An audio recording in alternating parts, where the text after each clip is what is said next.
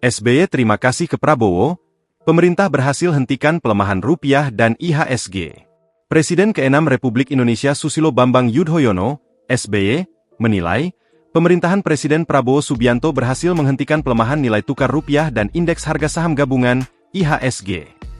Kabar baik tersebut diharapkan menjadi awal dan pertanda yang baik terhadap perekonomian nasional.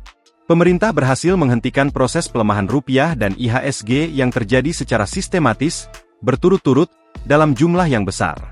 Itulah sebabnya kebijakan yang dijalankan oleh Bank Indonesia, tentunya bersinergi dengan pemerintah, menjadi salah satu faktor positif dalam menghentikan rontoknya rupiah dan IHSG, ujar SBY dalam unggahannya di akun X SBY Yudhoyono, dikutip Kamis, 11 Juni 2026. Ia mengatakan, pemerintahan Prabowo masih memiliki sumber daya politik dan ekonomi untuk mengatasi tekanan ekonomi yang terjadi.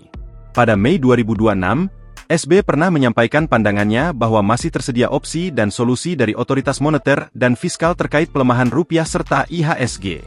Kedepan, hari-hari mendatang, kita berharap pemerintah terus melakukan langkah-langkah stabilisasi ekonomi, menyehatkan APBN kita, membatasi dan mengendalikan jumlah utang pemerintah, ujar SBY.